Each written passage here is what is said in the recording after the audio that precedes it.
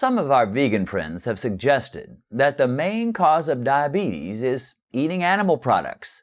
They insist if we would just give up on eating all that meat and milk and eggs, diabetes would disappear. There is a group of people in East Africa that never got that memo. They eat meat all the time. In fact, it's their only food. They drink milk as their primary drink, and sometimes they drink the blood of cows. Amazingly, these folks have virtually no diabetes, no heart disease, and are incredibly healthy. I'm talking about the famous Maasai tribe who live primarily in the wilderness regions of Kenya and Tanzania. As my wife was in Kenya recently, preparing for our ministry there, she met these young Maasai men and persuaded them to pose in this picture with her. Maasais keep pretty much to themselves, but in a meeting I did in Tanzania some years ago, we saw these two young Maasai men who came forward with the others to give their lives to Jesus after my preaching. During our mission in Kenya, we provided a free medical clinic, and there were many hundreds of people who were screened and treated of various sicknesses. During one of Benedicta's teaching sessions, I took the doctor aside and interviewed him about the people he was seeing. Eventually, I couldn't help but ask him about the famous Maasai tribe.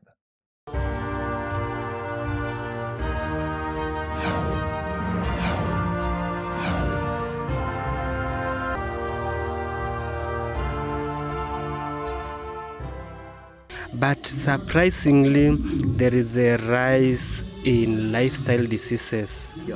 Well, you know, one thing that, my mother had diabetes, and I could easily have it if I didn't watch my lifestyle very carefully. And having studied these things, I've noticed that sugar has really risen in a lot of the underdeveloped nations. Whereas, for example, when my wife lived in a village in Nigeria, about the only sugar they had access to would be a little sugar cane they might chew on.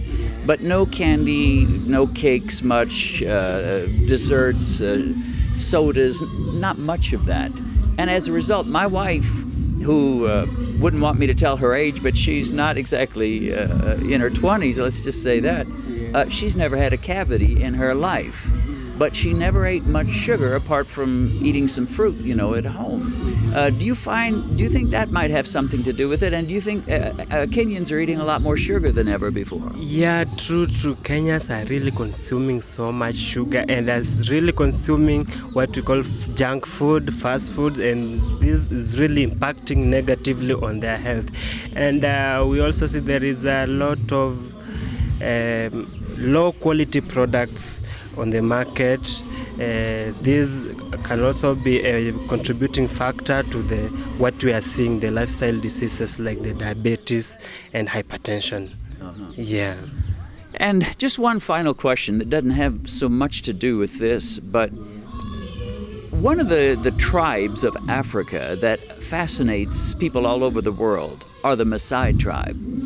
And people are aware that the Maasai normally eat a diet of almost all meat with some milk, and then they drink a little blood. Yeah, you're right. But it's mostly meat with a little milk and a little blood. And a little blood, yes. And, a lot of Americans for the last 30 years have assumed that the more meat you eat, the more your arteries will get clogged, the more your veins will get clogged.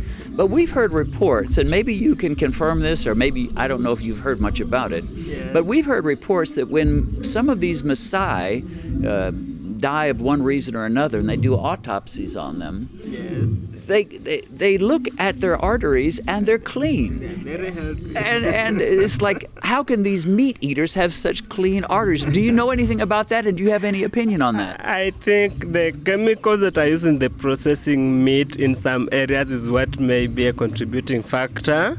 And you find like this Maasais, almost everything they do is indigenous, nothing like chemicals. They don't. Some of them don't even treat these animals.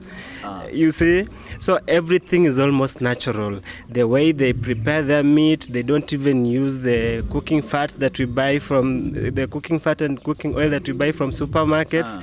They have their own natural fat that they process from milk, for example, that they use to prepare their foods. And this may be a contributing factor. What we are saying is maybe food preparation could also be a contributing factor to the many problems we are having, like the cancers and the other diseases. Well, we use the term processed foods. Yes. And in America, you can go into big grocery stores and they're all wrapped up in some type of paper, and you can look at the ingredients, and it's got like maybe 15 or 20 ingredients, most of the names you couldn't even pronounce, and somebody has done a lot of work on that.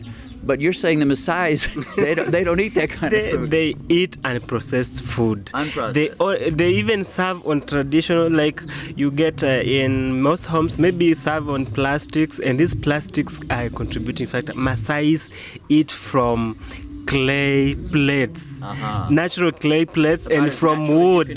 Yes. And that could be really a factor as to why they live long, they lead healthy lives. That's why you see so many Maasais are athletic. We have athletes out there, like David Rudisha, for example. The Maasais live a really healthy life. They do the exercises, they don't process their meals, and that is a good thing. But you can confirm that what I told you is something that you were aware of, which is that when they do autopsies on the Maasais, their arteries are clean. They do not have clogged arteries or any evidence of heart disease. I can confirm that when you do autopsies to the Maasais and the indigenous communities, other indigenous communities in Kenya, you find that they are so healthy. Everything is okay. Yes, and I think it's more to do with the lifestyle they are leading. Well, you know, I have heard that some of the Maasais that have moved, for example, to Nairobi and got a job in the city, they end up getting all the same diseases and problems as everybody else. Exactly. I think it's all to do with the lifestyles we are leading. Yeah. So it's not really a genetic strength that they have, but just the lifestyle. I think it's more to do with the lifestyle, because if it's genetic, then you could find that the Iteso is another indigenous community that is of the same group, the plain Nilotes, like the Maasais, but together they have all these diseases because of the lifestyle they are leading. Most of the Iteso are around Bungoma here. So many of them are in Bungoma and Busia, our neighboring county, and they have these lifestyle diseases like the rest of us. But you find the Maasais that are still leading their lives like they used to lead before, eating these natural meals and processed foods, taking care of everything the natural way. Yes. They are so healthy.